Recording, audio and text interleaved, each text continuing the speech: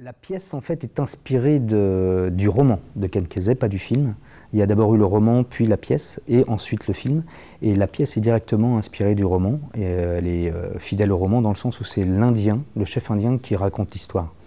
Et ce qu'on ne retrouve pas tout à fait dans le film. Et l'adaptation donc de Del Wasserman est véritablement fidèle au roman. Et c'est à la lecture du roman, en fait, où j'ai vraiment pris conscience de l'histoire, que l'histoire me parlait, que j'avais envie de faire partager cette histoire-là. Et c'est là où j'ai pris la décision de monter cette pièce qui a été popularisée par le film de Jack Nicholson, en fait. Alors l'histoire se passe dans un hôpital psychiatrique où l'arrivée d'un nouveau pensionnaire, Patrick McMurphy, va perturber l'apparente tranquillité qui y règne.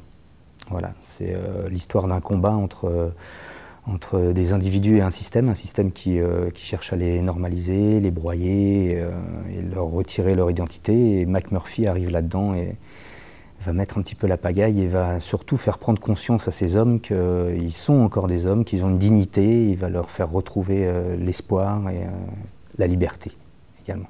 Dans les pièces de théâtre, il y a toujours une certaine hiérarchie de rôle par rapport au texte, mais là, ce qui est super dans cette pièce, c'est que nous, on l'a travaillé comme ça, et je pense que ça se travaille comme ça. L'auteur américain qu'on avait eu en contact nous avait dit, en tous les cas, que c'était comme ça que lui avait pensé cette pièce. C'est une pièce chorale, c'est-à-dire que du plus petit rôle en texte au plus grand, si on n'est pas tous ensemble, ça ne fonctionne pas, ça ne marche pas, l'émotion passe pas, et donc voilà, c'est...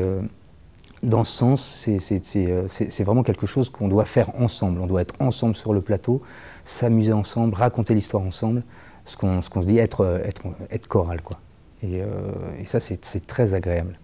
C'est très agréable de se retrouver comme ça à 11 sur le plateau et de sentir qu'on raconte ensemble la même histoire et qu'on a envie de faire partager l'émotion, de faire passer l'émotion au spectateur tous ensemble et tout ça, c'est super agréable, je trouve, sur ce projet-là.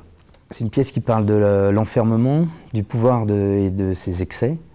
C'est une pièce qui parle d'amitié, de solidarité, d'humain.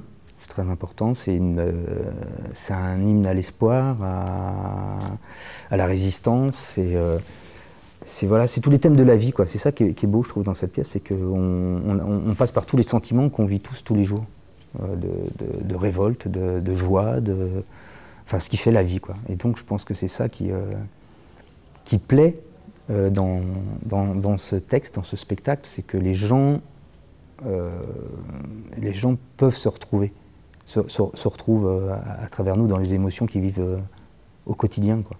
Les gens ont le film en tête, donc ça peut être un piège, quand même, parce qu'ils arrivent avec des a priori, et heureusement, et pour la presse et pour le public, on arrive petit à petit à faire, au fur et à mesure que la pièce se déroule, on a en retour, en tous les cas, qu'on oublie le film parce qu'on donne une... c'est pas vraiment une... Ça n'a rien à voir avec le film. Parce que les personnages sont différents, parce que voilà, il y a tout ça. Mais on suit l'histoire et on arrive à oublier le film. Donc ça, c'est plutôt pas mal. C'est des thèmes qui me touchent. Ça parle de folie, ça parle d'enfermement, du pouvoir, des excès, mais aussi d'amitié, de solidarité, de liberté, tout ça. Et puis ça, surtout, le texte a été écrit dans les années 60, il a quasi 50 ans, et il y a encore une grosse résonance, quoi. Il y a encore, c'est un véritable hymne à la liberté, à la résistance, et on a des exemples dans la vie de tous les jours, quoi, dans d'autres pays, mais en France aussi, de temps en temps, on se dit, mais on ne devrait pas dire quelque chose, on ne devrait pas se révolter contre ça ou se rebeller un petit peu. Donc voilà, c'est ça qui vraiment, moi m'a donné envie de monter ce texte, quoi. Je